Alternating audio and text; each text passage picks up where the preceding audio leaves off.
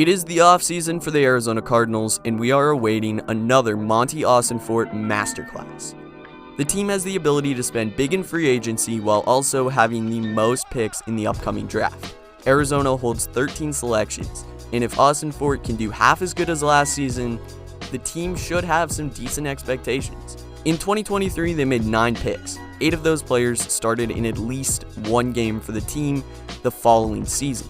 This year, they hold the number 4 pick, and I think they're more likely to stick and pick than trade back like they did last season. Holding a top 5 pick is not uncharted territory for the Austin-Fort Gannon regime, as last year, they entered the draft with the number 3 pick.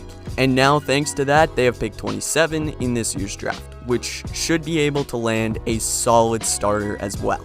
At pick 4, I think they're likely to go receiver or offensive tackle. But we are going to do our best in this video to give as accurate as a mock draft as possible. I want to preface this by saying I'm from Canada. I don't watch a whole lot of college football. I watch Canadian players such as Alec Manor from Stanford, and I also watch the big names. So I know about Marvin Harrison Jr., and I know about Malik Neighbors, and Joe Alt, and Olof Fashanu.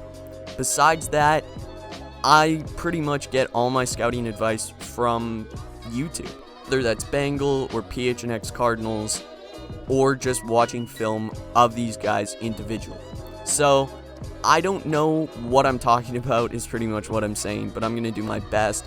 Last year, I was able to predict one of the guys, as I said Garrett Williams would go to the Arizona Cardinals. That happened. I was pretty proud of myself. But without further ado, we're on PFF, and we're going to see what happens here. I'm going to let the computer pick the top 3 guys. So, the top 3 goes Drake May, Joe Alt, and Caleb Williams. So, Marvin Harrison Jr., a no-brainer pick for the Arizona Cardinals. This is the guy that I want more than ever.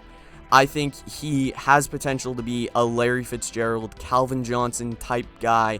You've heard that so often now that it might seem like I'm just a broken record, because everybody is so high on Marvin Harrison Jr., and if he falls to the Arizona Cardinals, it makes so much sense, and that's the guy I'm going to pick at number 4. At pick 27, this is interesting. Braswell and Murphy off the board. Those would be guys that I'd target. Outside of that, how about Jordan Morgan, a tackle from Arizona? If you get a chance to go with a guy from the U of A, I think it's worth it. He was one of the best players on their team in one of their most successful years in recent memory. I don't see a problem with that. You're up again at 35. So if you're looking at a guy like Lassiter or Leonard Taylor III, I think he's available at 35. So Jordan Morgan is the guy here at 27. Stay in state with a guy that will be able to start for you week 1. It's a great value pick at 27.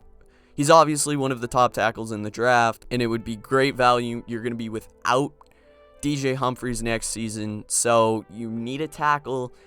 I am hesitant to draft a tackle just because of how deep the class is this year, and also you'll be able to maybe go after a guy in free agency like Owenu, but it's hard to pass up Jordan Morgan in this scenario. At pick 35, I like Leonard Taylor here at 35.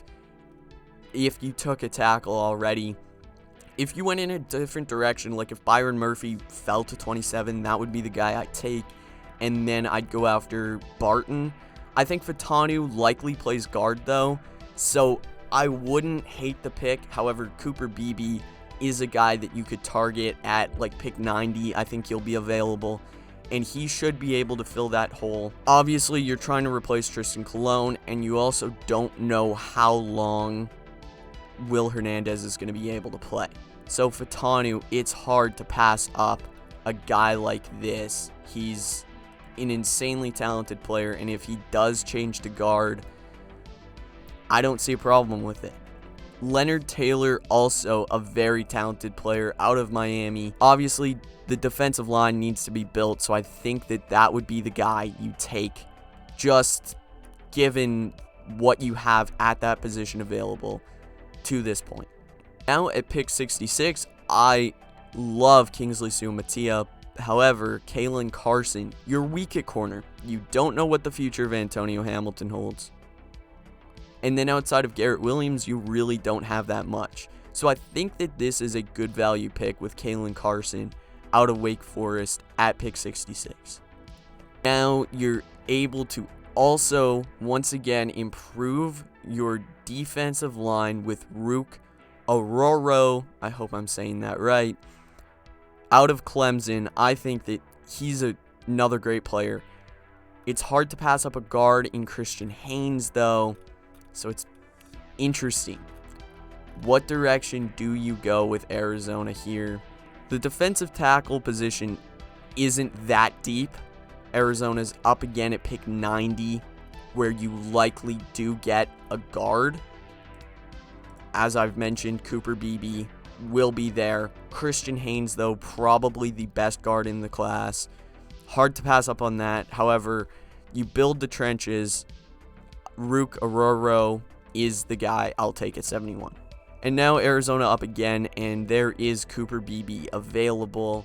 I think that's the guy I'd take. No brainer. I think he's maybe I could snag him at 104, but I'm not going to count on it. So instead, we're just going to take him here at pick 90. 104, and now I get to address something that I wanted to talk about. Bucky Irving. There's a push for Arizona to take a running back in this draft. However, I can't get behind it. I do think that Bucky Irving, Blake Corum, Braylon Allen, going to be great players. And I still might take Braylon Allen in this mock draft. I don't know yet. But if James Conner continues to play the way he has and doesn't show signs of regression, he just seems to be getting better with age. If he stays healthy, I don't think you need to draft a running back. As long as you keep Michael Carter around and continue to develop Amari DeMercado. So, at this pick, Nehemiah Pritchett or Cedric Van Pran would be the pick. As we'll take a look quickly at centers. Outside of Van Pran, you're only going to have a chance at Bo Limmer or Drake Nugent, unless you wait all the way till the end of the draft. So I think Cedric Van Pran might be the guy. You're pretty much taking care of every offensive and defensive line in this draft class so far. And then later rounds, you're going to be able to pick some fun guys. I like the fact that the Cardinals are going to be able to have 133 and 140 here. So a guy like McGregor or Melton will be available there. Kyrie Jackson, I haven't done a whole lot of scouting on him, so I can't say what I would do there. Braden McGregor might have to be the pick here. Once you get into round 4, round 5, it's so hard to project where these guys are going to go. So I'm not sure if there's a right or wrong answer in this case. I'll go with Braden McGregor, edge rusher, out of the national champion, Michigan. Now you're up again. Green is available at 140 here. I like him. I really do like Renardo Green. I think he'd be a pretty solid fit in Arizona. I'm not sure if he's going to go in this range or not, but I think, obviously, I would mention Stackhouse, but he's going back to school at Georgia. So I think Renardo Green, cornerback out of Florida State, will be the pick at 140. All the way down to 188. This is, I believe, the pick that the Cardinals got in exchange for Josh Dobbs. I could be wrong. You've got some options. Do you take a running back, Jace McClellan? Interesting fit. I don't know. Do you take a linebacker, Tyron Hopper? This is a guy that I have looked at. I think he would be a good fit, but you don't know what the future holds at linebacker for the Cardinals. Hopefully Kaiser White can come back from his injury that ended his season and stay healthy. You might be changing Zaven Collins' position, or Zaven Collins might not even be around next year. Who knows? So I think that Tyron Hopper, Owen Papo also, got to mention him. He was a stud this year in the small sample size for the Cardinals. A nice surprise, a late round pick. So another late round linebacker for Arizona there. Round 7, our final 2 picks of the draft. Isaiah Davis is a possibility here. I don't hate taking a running back this late. Rasheen Ali, also possible. Bryson Nesbitt out of North Carolina, I've seen him go here. You've got picks 2 apart, so not really a wrong answer here for the final 2 selections of the draft. I've already taken a linebacker, so I'm not sure. I don't mind Anthony Belton here out of NC State. I think that's the guy I'm going to go with at 225. And then at 227, we really have every option on the table. You could get Oladipo out of Oregon State. That's a possibility. You could get center out of Oklahoma. Wouldn't hate that. Already did take a center, though, in this class. So, I think for the last pick of the draft, you go with a running back, and I'm going to take Isaiah Davis out of South Dakota State. We now get to see our final draft grade, and some pretty good value picks here. We get an A- overall. Obviously, Marvin Harrison Jr. on the PFF big board at number 2. A+ there at 4. Jordan Morgan, tackle. Love that pick. Leonard Taylor should work out well. Kalen Carson, Aroru, BB, Cedric Van Pran, Braden McGregor, Renardo Green, and Tyron Hopper. And then Anthony Belton and Isaiah Davis were our picks. We got a B on both of those in round 7.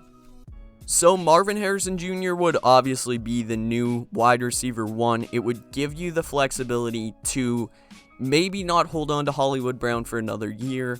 I personally would, if Brown's willing to take a team-friendly deal to stay in Arizona, stay with Kyler Murray, and hopefully get a season where they're both healthy for the entirety of the year. I think that would be fun. Pair him with Marvin Harrison Jr. and then keep Greg Dortch around. It would give you flexibility with Rondale Moore, and then Michael Wilson, also a stud. I think he would be great with Harrison down the road. Jordan Morgan would replace Beachum. I think that the Cardinals would be able to be great at tackle. You've got 2 recent first-round draft picks at tackle on either side. That'll be great. Leonard Taylor would automatically start at defensive line unless you're able to sign a Christian Wilkins or Justin Madubuike. You're not sure what you're able to do. Even if you do, Leonard Taylor could sit beside those guys, be a nice compliment to them, as Leki Fotu might not be a part of the future for this team. Same with the defensive lineman out of Clemson, Rook Aroro. He should be nice.